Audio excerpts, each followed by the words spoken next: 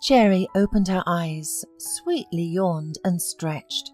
Last night's party was great, and the night was simply fantastic. Yes, she got what she wanted. Casey is hers now.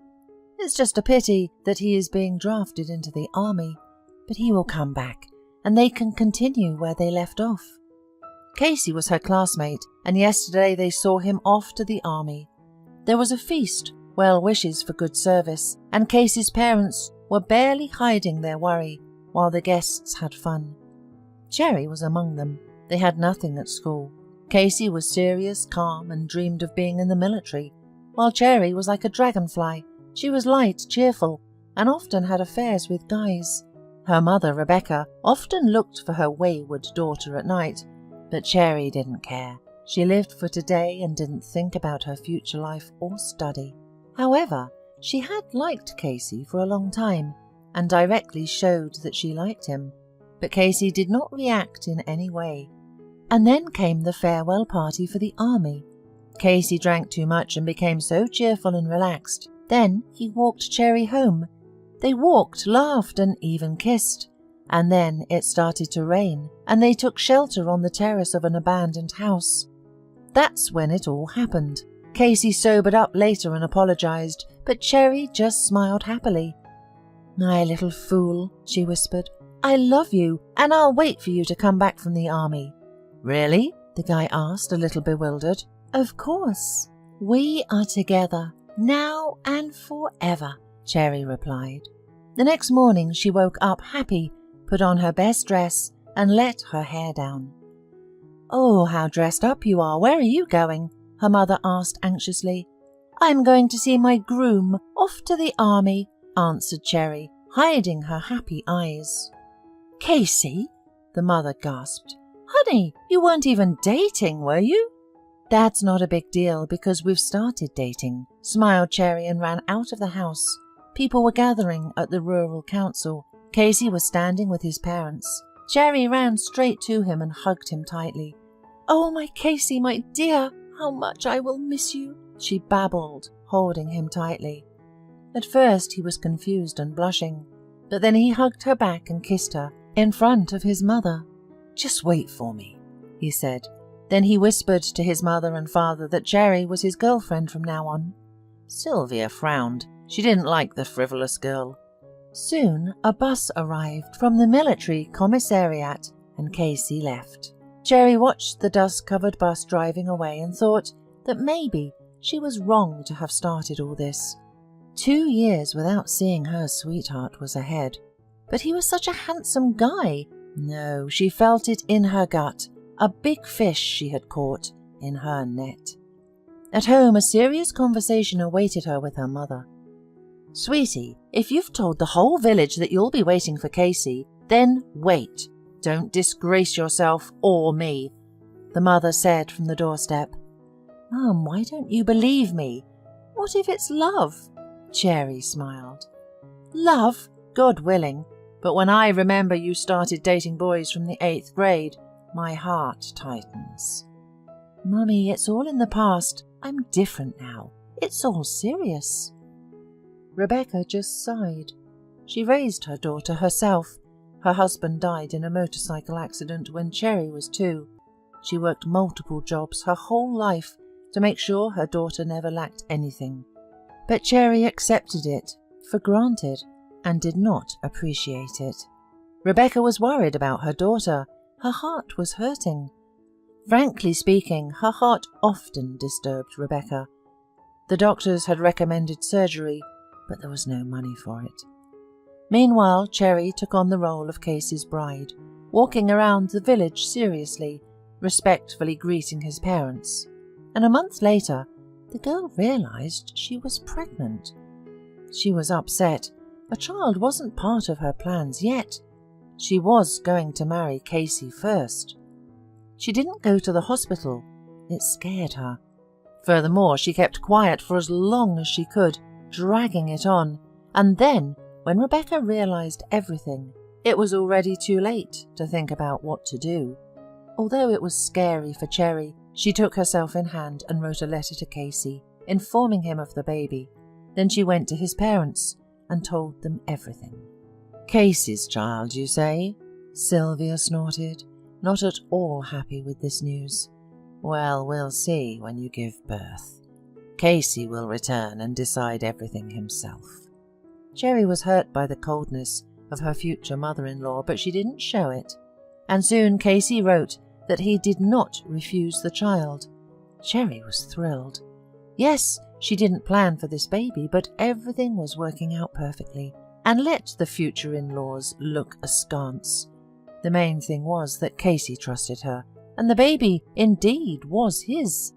Cherry gave birth in early February. When she first looked at her daughter, her eyes were clouded. "What's wrong with her?" Cherry asked the midwife in horror, gazing at the reddish face of her newborn daughter. "Don't worry so much," the woman replied gently. "Your daughter was born with a cleft lip, but it can be treated perfectly. Just later. You'll manage. She'll be a beauty." "Take her away," Cherry said with disgust. The midwife just shrugged. "It's stress, probably." The next day, a neonatologist came to Cherry's ward. "Overall, your daughter is healthy. Be patient. We'll put you on the waiting list. We'll definitely do the surgery before she turns 1. These children grow and develop normally with proper care." Cherry listened and absent-mindedly nodded, thinking about her own problems. How could she tell Casey about everything now? What if he refuses? What should she do?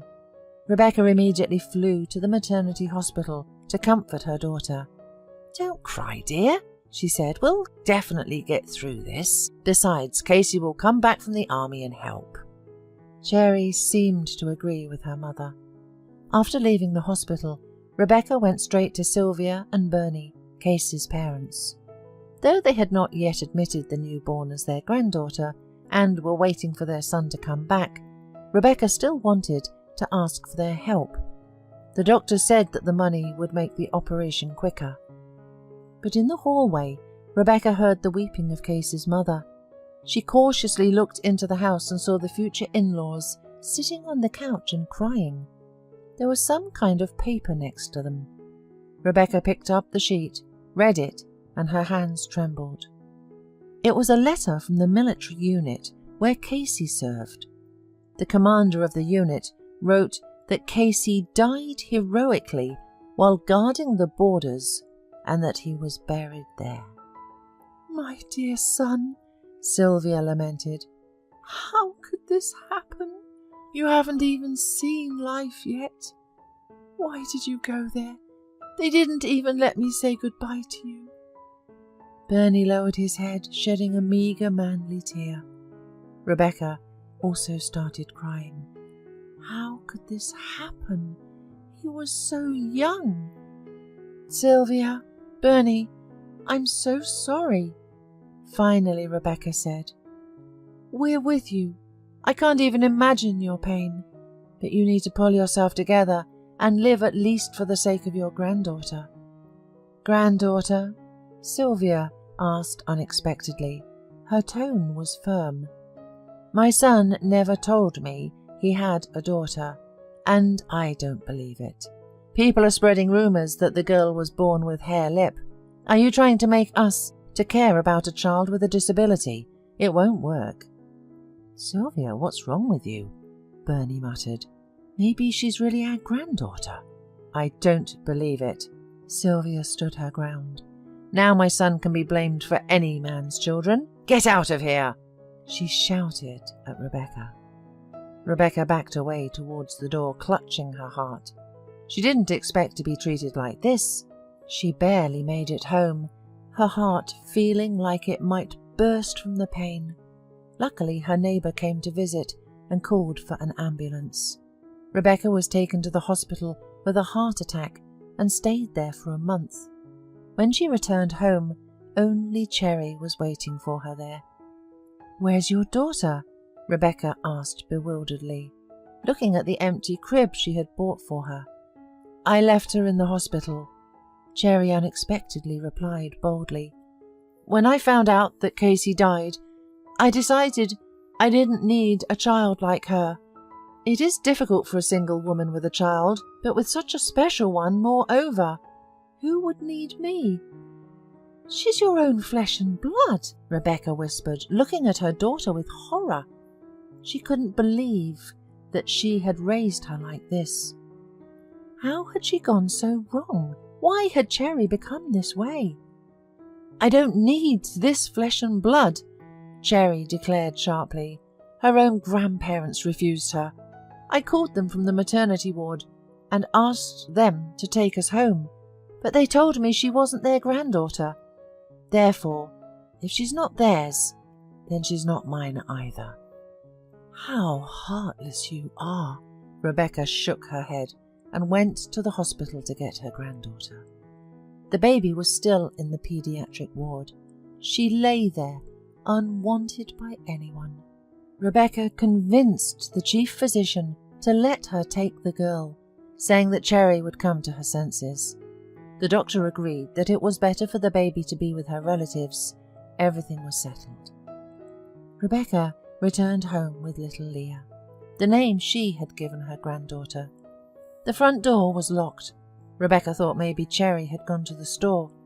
She entered the house, unfolded the blanket and looked at the girl.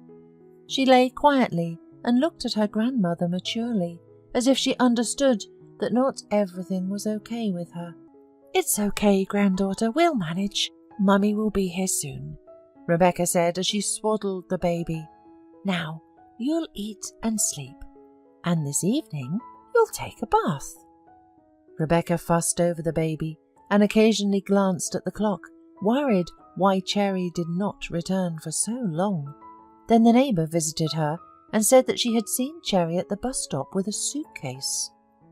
"She said she was leaving forever," the neighbour said, hiding her eyes. "I tried to convince her, saying that her mother had a heart attack and her daughter needed treatment, but she just brushed me off." Rebecca wiped tears from her cheek. "Oh, Martha, I'm scared. Can I handle this alone?" "Don't worry, we'll figure it out somehow. There are still good people in the world," the older woman reassured her. 20 years had passed. Cherry had lived in the capital for a long time. Since that spring evening when she left the village, she never returned there. She never talked to her mother. Cherry decided to start her life anew. She left the village, taking her mother's last savings, and rented a small apartment with them. Then she got a job as a waitress and met a promising man who even wanted to marry her. He didn't have time. He turned out to be a bandit and died in a fight. But Cherry didn't despair. She soon found another candidate. He turned out to be married, though. But nevertheless, it was fine for Cherry. He supported her for several years, and then suddenly left with his wife for permanent residency abroad, leaving Cherry with nothing. Then there were a few romances, nothing special. And a couple of years ago, Cherry settled down with a wealthy senior man. He even bought an apartment for her, and everything was good, except he died recently, and his heirs left Cherry with nothing. They even managed to take away her apartment. Cherry had a little money left in her account, so she had to start from scratch again and find a job. But where? Should she go back to a cafe? At first, Cherry snorted, but then she had to get a job at a diner because she had no money and her rich suitors had disappeared over the years. And so Cherry carried trays, cleaned dishes, and there was one thought spinning in her head. How was her home village, and how was her mother? She's probably dead by now. Her heart was weak after all. For the first time in many years, Cherry felt guilty of her actions. She didn't think about her daughter. That was her mistake. She bet on the wrong partner in her youth. But her mother, yes, she was ashamed before her, and Cherry decided to make amends to Rebecca, even if it meant visiting her grave. She took a week off and went to her hometown. To her surprise, the village had not disappeared from the earth. On the contrary, it had grown. Strong houses had appeared, and the road was paved. Cherry walked from the bus stop, amazed. Nobody recognized her, and she didn't remember anyone. She reached her childhood home and froze. It was old and crooked. Among the neighbouring houses it looked like an alien. The shutters were closed and the door was locked. "Mum has passed away," Cherry sighed sadly. She decided to go to the cemetery to find her mother's grave, and then the regular bus would arrive. She would be back to the city before dark. The cemetery was near the village, and soon Cherry was already looking for her mother's grave. An elderly woman and a young girl were at one fresh grave, tying wreaths near and fixing artificial flowers in vases so that the wind wouldn't blow them away. Cherry decided to ask them about her mother. As soon as she got closer, she suddenly froze and turned pale. "Mum?" she whispered. The elderly woman trembled and turned around. Yes, it was Rebecca, older, but still alive. "Cherry?" she said, sighed heavily and sat on the bench by the grave. The girl looked surprised at the stranger with the big blue eyes, then looked nervously at the elderly woman. "Grandma, are you okay?" "Yes, everything's fine. You go home, sweetie. I need to talk to this woman." "Okay, I'll wait for you by the fence," Leah nodded. She looked at the stranger again and walked along the path towards the exit. Cherry looked at her confused. Was this her daughter? She was so beautiful. What about the flaw she was born with? "Yes, Cherry, this is your daughter," Rebecca whispered quietly. "I named her Leah. See how beautiful she has grown. And do you know why? Because love and care work miracles. When you ran away, taking my last bit of money, I thought I would go crazy. I couldn't even buy bread. But Leah needed food. Fortunately, the neighbours helped. And Sylvia and Bernie came to their senses later, and we raised Leah together. She had surgery when she was less than a year old. Then there was 2 more, but that's another story. We coped, daughter, as you can see. And you ran away from the difficulties. Have you found a good life?" "I'm fine," Cherry lied. "But I thought—" "You thought I had died a long time ago, and your daughter too. As you can see, no. Bernie recently died. He was seriously ill. Even though Casey drove him to the capital, it didn't help. Oncology and age. But Casey helped me too. They did heart surgery on me, and he paid for it." "Casey?" Cherry turned pale. "Yes, daughter. It's the same Casey, Leah's father. But there was a mistake back then, and they confused him with another guy. Casey was taken captive, and after 6 months he was released. He didn't want to be a soldier anymore. He took up farming. Why do you think our village has become more beautiful? Many thanks to Casey. He has a farm, fields, dairy production. That's it, daughter. You shouldn't have run away then. They say the darkest hour is before the dawn. Casey adopted Leah and married a good girl. Antonella raised Leah like her own. Casey took me into his home. We are one big family. Why did you come? Are you in trouble?" Rebecca asked. "No, everything's good with me," Cherry mumbled. Rebecca got up from the bench, touched Cherry's hand and looked into her eyes. "That's fine. We met and it's good. Now I'm leaving. Leah's waiting. She's not only beautiful, but smart too. She's studying at medical school and wants to be a surgeon." The elderly woman froze for a second, looking at her daughter, then crossed her, turned around, and walked to the gate where Leah was waiting for her. "Grandma, is that her?" Leah whispered when Rebecca approached her. The girl knew she wasn't Antonella's biological daughter, but she took it calmly and always felt that Antonella loved her with real motherly love. "Yes, it's her," Rebecca replied. "What does she want?" Leah asked. "She thought I was dead, but I'm alive," Rebecca smiled. "And everything's good with us. Let's go home. Dad and Mum are waiting." Jerry sat on the bench in shock. Casey is alive. Their daughter is beautiful. Mum is alive. They have a big house. And she? What did city life give her?